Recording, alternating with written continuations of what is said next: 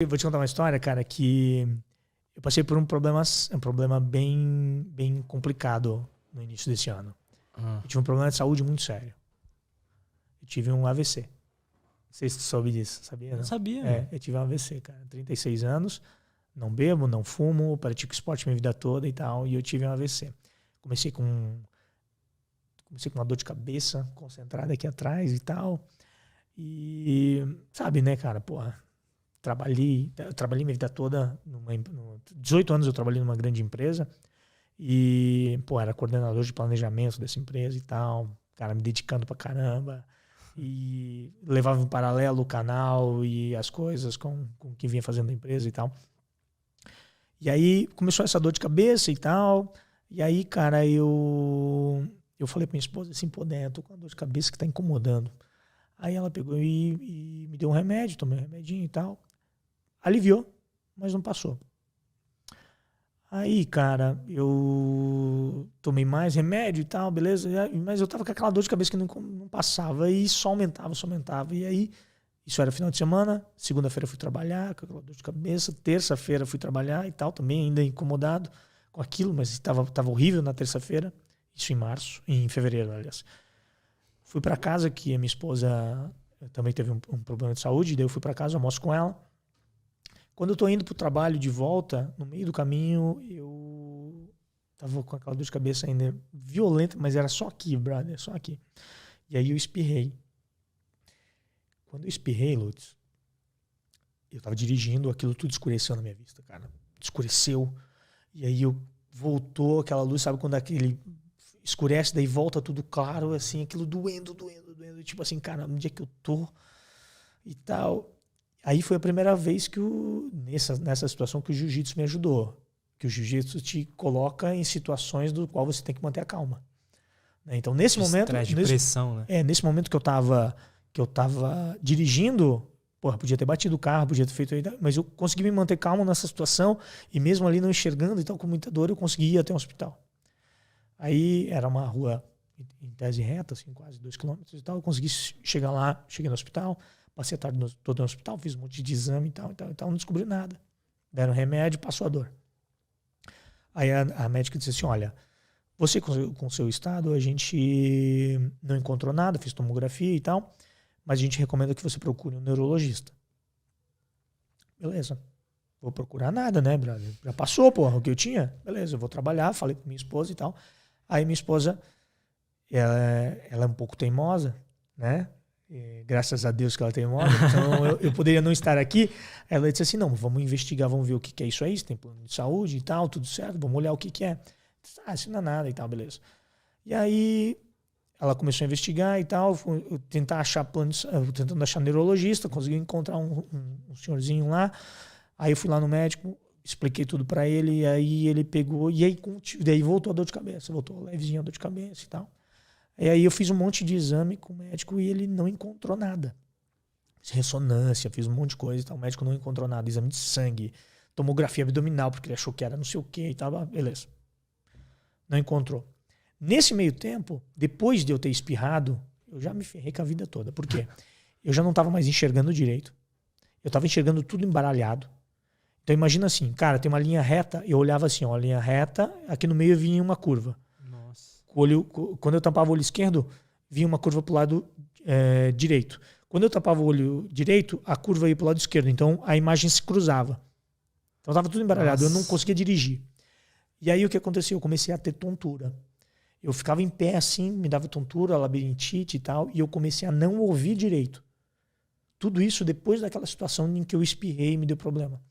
E aí a minha esposa, ela começou a procurar bastante médico. Então fui no neurologista, o cara não encontrou nada, ok. Vamos num otorrino, então já que tá tonto, sem ouvir e tal.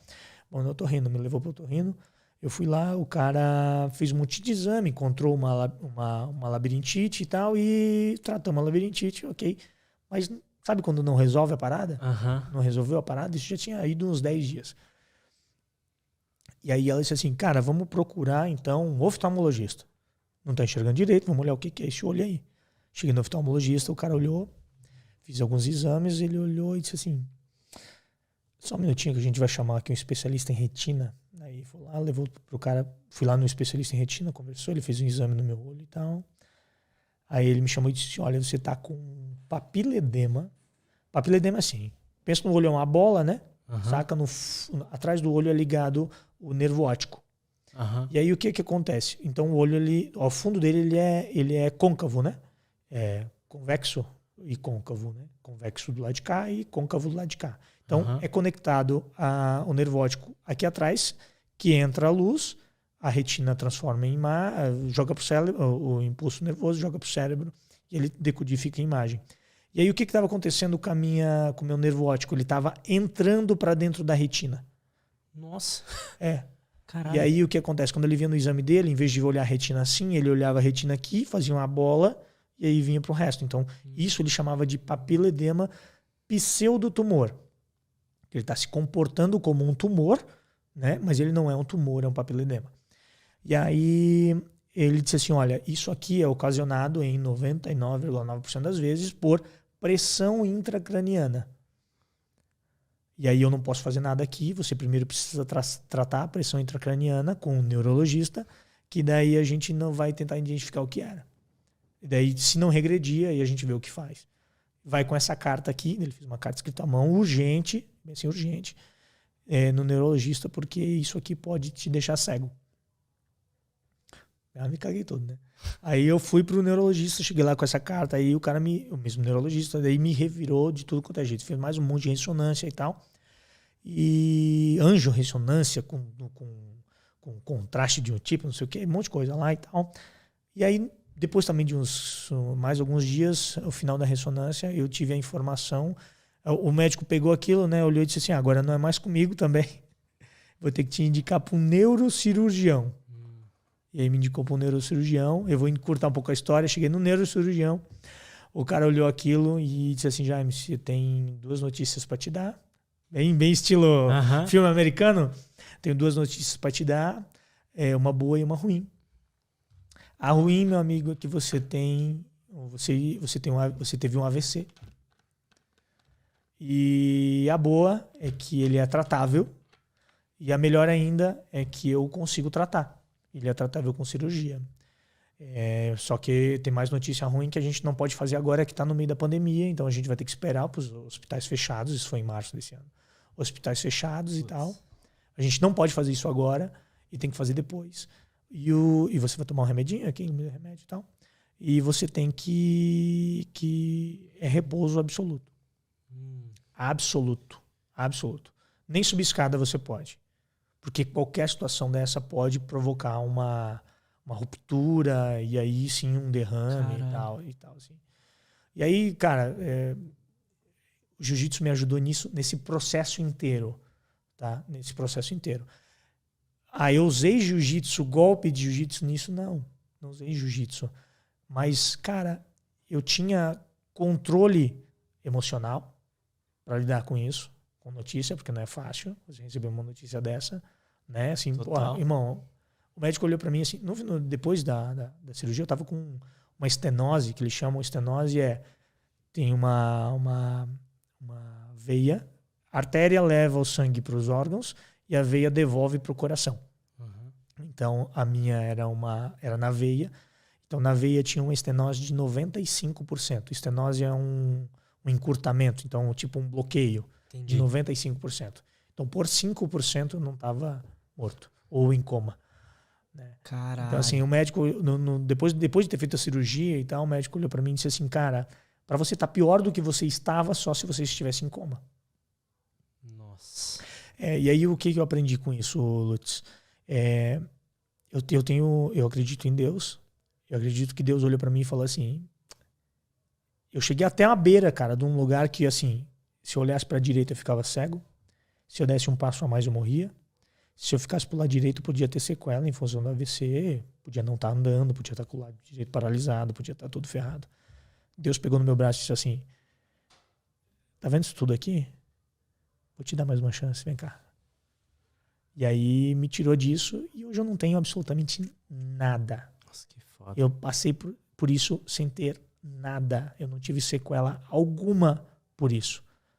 Atribuo ao jiu-jitsu, não tudo, obviamente. Acredito que Deus ajudou, sem dúvida nenhuma. Deus fez tudo isso por mim, claro. Mas o jiu-jitsu me deixou forte o suficiente para encarar isso, sabe? E aí, Lutz, depois dessa situação, cara, a minha vida mudou. Saca? Por quê? O que você sentiu depois disso? Porque primeiro que você tem que ficar em repouso um tempão, sem treinar, imagina, né? Sem treinar. Aí que vem um detalhe importante, cara. Eu treinava CrossFit. Sempre fui muito ativo. Treinei CrossFit minha vida toda e tal. E o jiu-jitsu, em algumas situações, eu tive lesão. Então, assim, por exemplo, eu tenho ligamento do tornozelo direito rompido parcial, do esquerdo rompido parcial, o colateral lateral do joelho direito parcial também e tal. E eu estava treinando CrossFit numa determinada situação, isso foi em setembro.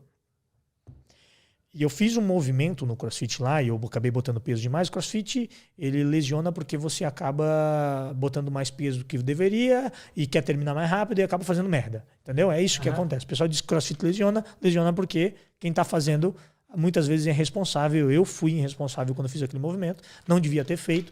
E aí o que aconteceu? Quando eu fiz o movimento, eu caí com o peso em cima do punho esquerdo. E aí a barra virou meu punho para trás, como se fosse uma mão de vaca. Quem treina jiu-jitsu vai saber o que é.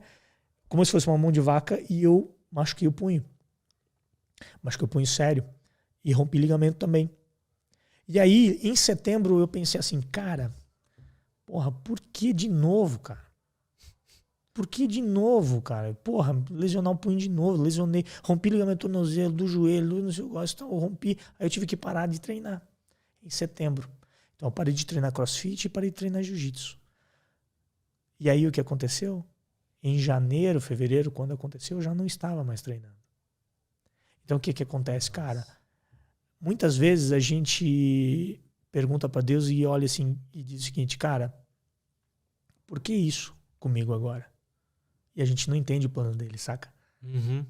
Entendeu? Total. Então assim, cara, eu tenho muita certeza que isso era o plano de Deus, cara. Se eu tivesse continuado... Sente, né? Eu sinto, cara. Eu sinto isso. E eu vou te dar mais um exemplo do porquê que eu sinto isso. Então, assim, eu tive que parar de treinar. Eu fui obrigado a parar de treinar com uma lesão porque eu tive um AVC depois. Se eu tivesse treinando no ritmo que eu estava, jiu-jitsu quase todo dia, CrossFit, eu acordava 5h30 da manhã pra treinar CrossFit às 6, velho. Aí eu treinava 6 às 7, voltava pra casa, ia trabalhar, voltava, treinava jiu-jitsu, voltava, produzia conteúdo pro canal. Ia dormir meia-noite. Era assim a minha rotina. Louca. E aí eu tive que parar de treinar. E aí eu comecei a produzir mais conteúdo e comecei a trabalhar mais e tal. E aí o que acontece naquele período final, eu estava trabalhando mais na empresa do que para mim e tal. Isso já é um outro papo que a gente pode emendar em seguida. E aí o que acontece? Então é isso. Eu fui forçado por uma situação externa a parar de treinar. E o porquê que eu te digo que Deus tem um plano, cara? Quando eu recebi o diagnóstico de AVC, que eu tive que parar de fazer tudo que eu estava fazendo, o médico disse assim, ó, a gente não sabe quando vai fazer tua cirurgia. Nós não sabemos, está tudo fechado. Então, a gente vai informar você quando for fazer, tá bom? Disse, beleza, então vai para casa em repouso sem subir escada, ok. Minha esposa até brinca porque eu não queria nem lavar louça e tal. Ela ficou assim, saco. Eu disse assim, ordens médicas. Com certeza. E aí, cara, teve um dia, depois de uns 15 dias mais ou menos, que nem sinal, velho. Nem sinal de melhora, nem sinal de liberação, nem nada. Domingo à noite eu e minha esposa deitamos e a gente orou. E a gente pediu a Deus assim, não que fizesse a cirurgia, ou não sei o que e tal. A gente pediu assim, ó, que quando fosse para receber a notícia da cirurgia, que fosse assim, ó, cara, eu quero a cirurgia de hoje para amanhã. Já, irmão, amanhã é a cirurgia, vamos fazer e tal. Porque se fizessem assim, ó, a cirurgia a gente vai marcar para daqui a 5 dias, não sei o quê, aí a gente ia gerar uma expectativa dentro da gente e tal. E minha esposa tem problema de ansiedade, sabe? E é por isso mesmo, esse é o problema dela. E eu também, ia acabar dando problema. Então a gente pediu isso. Irmão, a gente terminou de orar, a gente dormiu. 7 horas da manhã, de segunda, a secretária do médico me liga que minha cirurgia era na terça, cara. Então, assim, eu não tenho dúvida. Eu não tenho dúvida disso, sabe, cara? Não tenho dúvida, sabe? Que tudo conspira para quem crê em Deus, sabe? Não tenho dúvida. Isso para mim foi muito, muito claro.